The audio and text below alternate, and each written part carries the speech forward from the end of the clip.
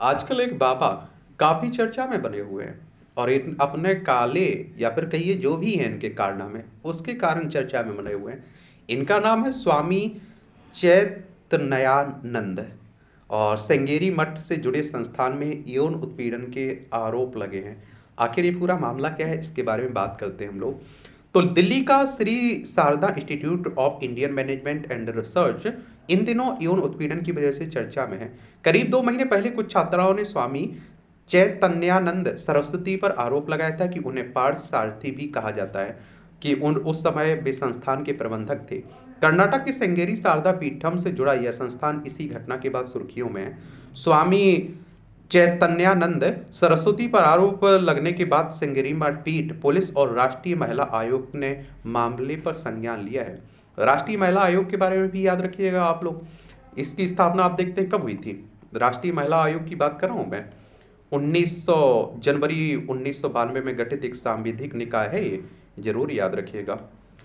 और आप देखेंगे कि दिल्ली पुलिस के अनुसार अब तक 32 छात्राओं से पूछताछ की गई है। कितना? 32, 32 छात्राओं से।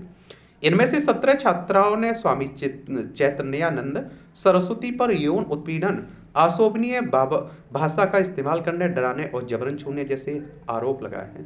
दिल्ली के बसंत कुंज थाने में इस मामले में बीएनएस की धाराओं के तहत एफआईआर दर्ज कर ली गई है। पुलिस ने एक कार भी जब्त की है जिस पर फर्जी डिप्लोमेटिक नंबर प्लेट लगी थी। यह कार स्वामी चैतन्यानंद सरस्वती की बताई जा रही है। दिल्ली कैंपस में कड़ी सुरक्षा, मीडिया के प्रवेश पर रोक लग गई है। तो दिल्ली में जब मैंने SRIS IIM कैंपस देखा तो वहां बड़ी संख्या में प्राइवेट सिक्योरिटी गार्ड तैनात थे। मीडिया को परीक्षा के भीतर जाने की अनुमति नहीं दी गई है।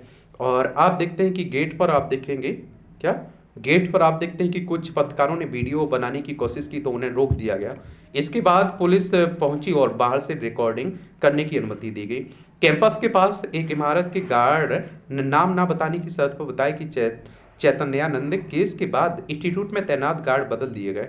अब वहां कई प्राइवेट बाउंसर हैं और अंदर जाने वाले हर व्यक्ति की पूरी तरह जांच की जाती है। कैंपस के गेट पर करीब 12 बाउंसर खड़े थे जो पत्रकारों को अंदर नहीं जाने दे रहे थे।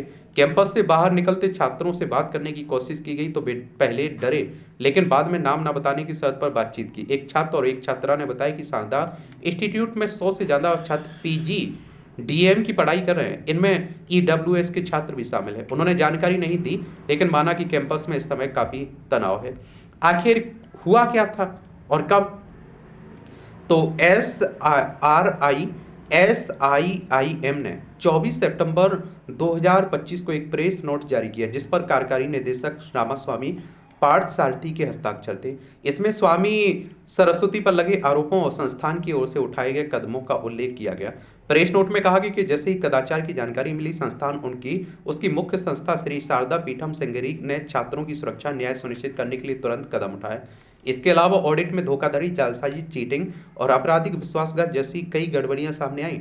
इस आधार पर 29 जुलाई 2025 को आपराधिक शिकायत दर्ज कराई गई और इसके साथ 300 से अधिक पन्नों के सबूत भी सौंपे गए। इसी मामले में बसंत कुंज नॉर्थ थाने में एफआईआर नंबर 320/2025 दर्ज हुई। प्रेस रिलीज के मुताबिक बाद में 1 अगस्त 2025 को एक और शिकायत भी दी गई और इसी दौरान पीठम को यूनिवर्सिटी आउटरीच प्रोग्राम के डायरेक्टर का ईमेल मिला। इसमें छात्रों की शिकायतों का जिक्र था जिसमें मनमाने फैसले, बदले की कार्रवाई और देर रात भेजे गए अनुचित व्हाट्सएप ऐप मैसेज शामिल थे। और इसके बाद पीठम ने एक गवर्निंग काउंसिल का गठन किया और इस काउंसिल ने छात्रों से बातचीत और जानकारी जुटाने के लिए वर्चुअली मीटिंग की। 2 अगस्त 2025 को जारी एक पत्र में कहा गया कि मामले में कानूनी कार्रवाई जारी है और इसमें यह भी साफ किया गया कि स्वामी चैतन्यानंद सरस्वती का श्रृंगेरी पीठम या उसकी सन्यासी परंपरा से कोई संबंध नहीं है। 4 अगस्त 2025 को पीठम के प्रशासक पीए मुरली ने एसएचओ को एक शिकायत की, इसमें उत्पीड़न, कदाचार का जिक्र था। इसके आधार पर 5 अगस्त को एक और एफआईआर दर्ज की गई और पुलिस ने छात्रों के बयान दर्ज करने की प्रक्रिया शुरू की। दिल्ली पुलिस ने यह मामला बीएनएस की धारा 75(2), यौन उत्पीड़न धारा 79, महिला की मर्यादा का अपमान और धारा 351(2) धमकी के तहत दर्ज किया है।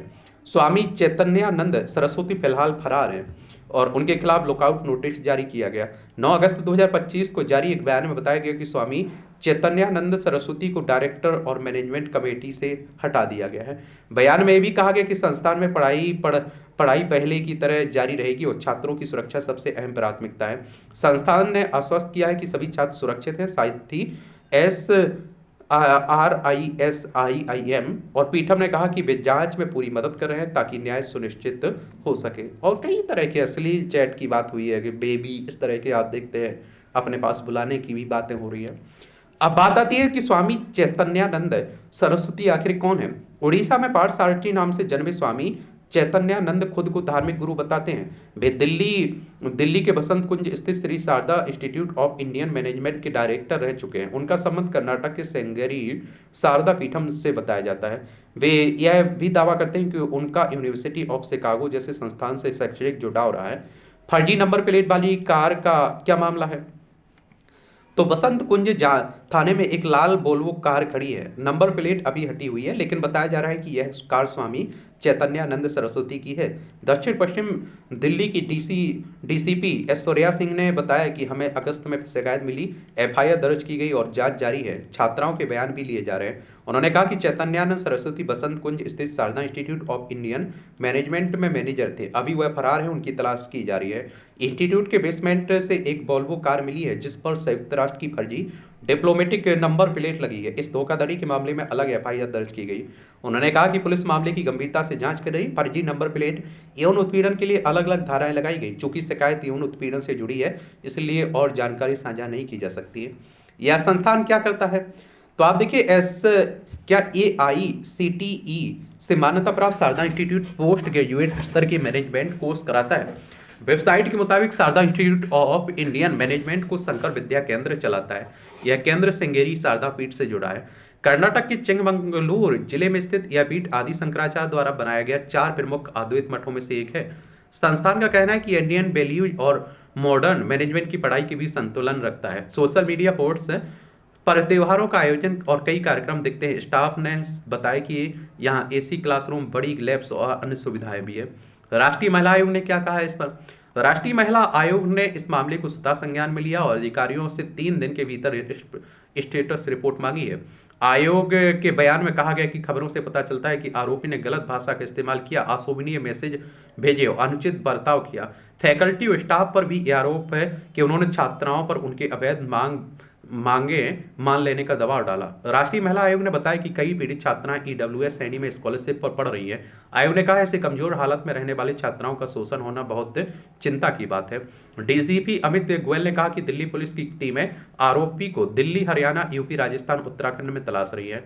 स्वामी चैतन्यानंद सरस्वती को श्रृंगेरी शारदा पीठ ने निलंबित कर दिया। राष्ट्रीय महिला आयोग ने भी मामले पर कार्रवाई की। इस वजह से यह मामला लगातार सुर्खियों में बना हुआ है, लेकिन कई सवाल अब भी बाकी है। उत्पीड़न कितने समय से चल रहा था, क्या स्टाफ को इसकी जानकारी थी, और पुलिस जांच के दौरान आरोपी कैसे फरार हो गया। एक और बात मैं आप लोगों से कहता हूं कि आजकल अपने बच्चों पर ध्यान दीजिए, और क्योंकि आप देखते हैं कि जिन्हें आप रक्षक समझते हैं ना, आजकल सबसे ज्यादा वही भक्षक निकल आ रहे हैं, जिनके ऊपर आपको लगता है कि नहीं।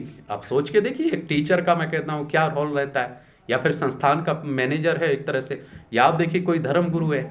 आप लोग तो सोचते हैं, हम लोग तो सोचते हैं अरे बड़ा अच्छा इंसान होगा, जब उसके काले कारनामे आते हैं तो लगता है कि साला हमारे बच्चे सबसे ज्यादा ऐसे ही अत्याचारों से असुरक्षित महसूस कर रहे हैं। यही भक्ष ही है असल में।